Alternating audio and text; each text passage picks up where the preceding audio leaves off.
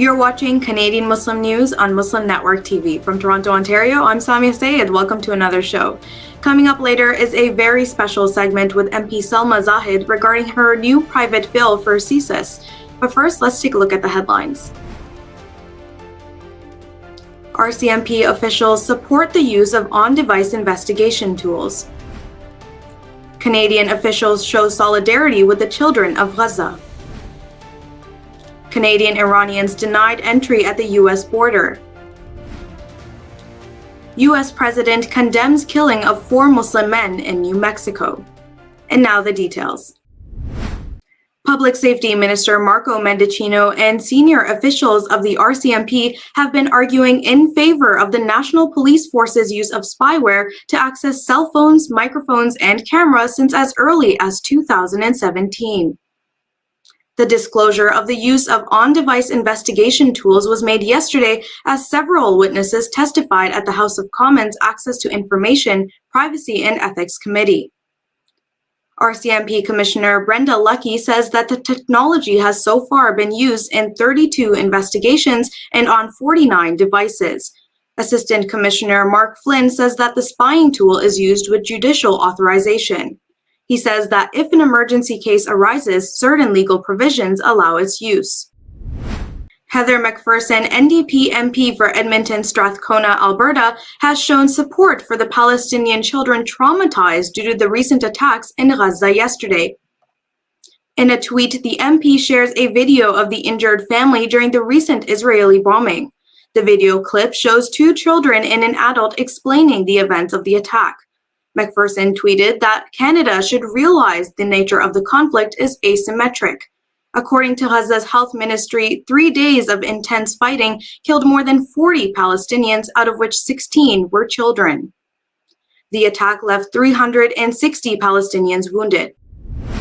A media source reports that Canadian citizens of Iranian descent are being searched and denied entry at the U.S. border because of their past service in Iran's Islamic Revolutionary Guard Corps, also known as IRGC.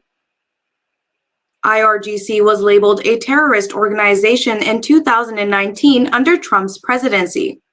Amer Abul Hassani, an Iranian Canadian whose family was denied entry to the U.S. on the basis of his service in the IRGC, says that adult Iranian men have to do military service. He says we are, quote, not Canadian enough for the Canadian government to assist them. According to the media source, the Canada Border Services Agency says that it has no power to intervene in the immigration processes of other nations. U.S. President Joe Biden Sunday condemned the killing of 4 Muslim men in New Mexico. A full investigation of the murders is underway. Biden underlined that his administration strongly stands with the U.S. Muslim community. He says that the hateful attacks have no place in America. Another Muslim man in New Mexico was killed on Friday. Albuquerque's police chief says that the murder could be linked to the 3 other Muslim men. They were killed in ambush-style shootings in the past 9 months. The Council on American Islamic Relations has increased a reward to $10,000 from $5,000 for information leading to the suspect or suspects in the killings. That's it for the news. Now, back in June, Member of Parliament SALMA ZAHID announced a plan to introduce a new bill for the Canadian Security Intelligence Service, or Csis. The plan comes amid criticisms that Csis is targeting Muslims. MP ZAHID is joining us now to tell us more about the proposed bill. Welcome, MP ZAHID, and it's great to have you join us today. Thank you. Thanks for having me on the show.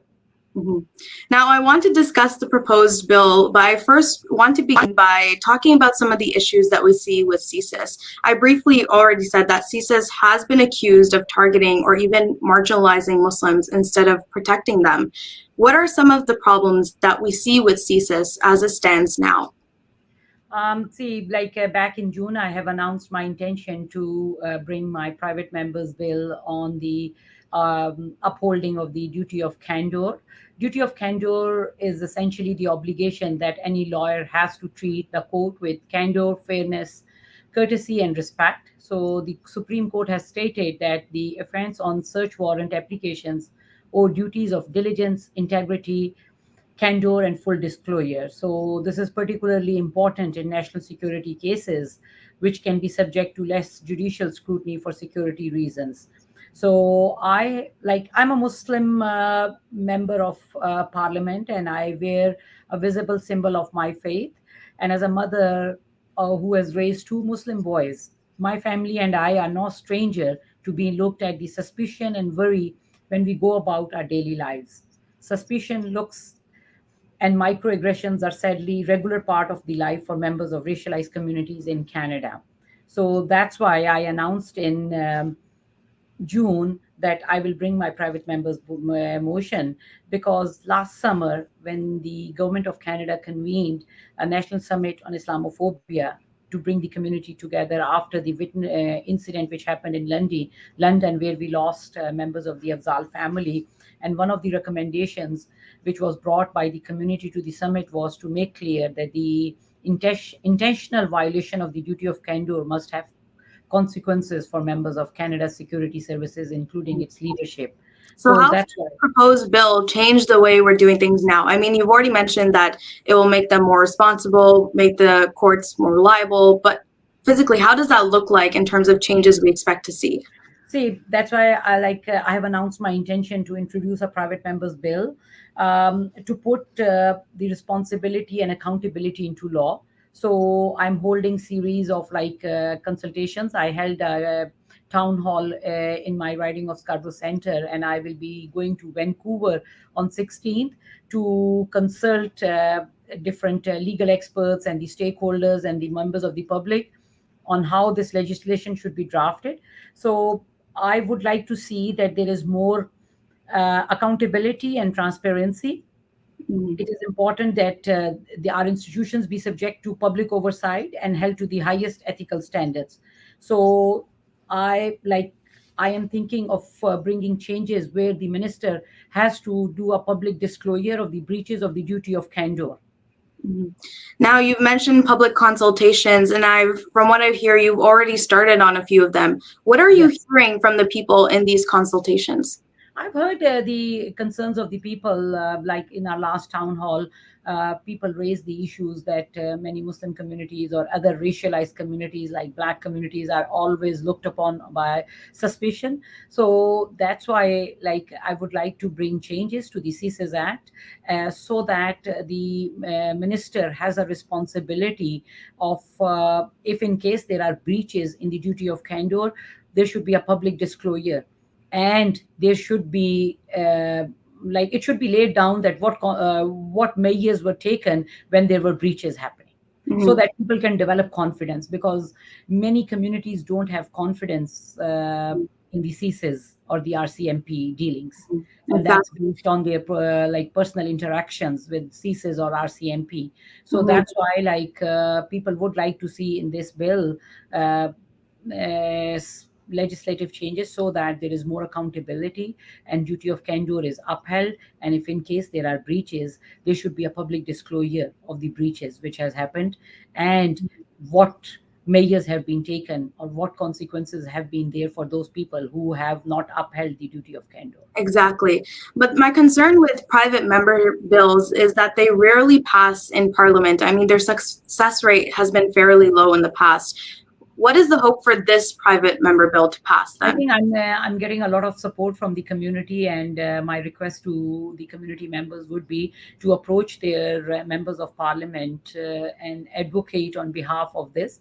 I am planning that after holding these consultations during this month and early September, to table the legislation when the parliament comes back, and then whenever the turn comes for the second reading, it will come, and I hope I will have the support of the members of the parliament from all sides to get this bill passed.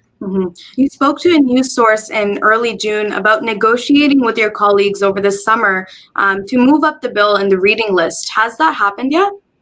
No, once I table that, and then I will, because a private members bill, initially when the parliament starts last year, after the elections, the 44th parliament, there is a draw, and my number is a bit low in the draw, but I would like to change it with like anyone who is willing to do that so that we can bring it up. It's an important bill, and I want members of the racialized communities in Canada to be able to have confidence and faith in their security services. And that can only happen with transparency and accountability for these Thank you services. so much, MP Zahid, for joining us. It was great to have you on the show today. Thank you. Thank you for having me, and I look forward to your support as we go through the process of passing this legislation. Thank you. You are watching Canadian Muslim News on Muslim Network TV. That's it from our Toronto studios tonight. Make sure to like, share, and subscribe to our channel for more Canadian Muslim content. Stay safe, and until next time.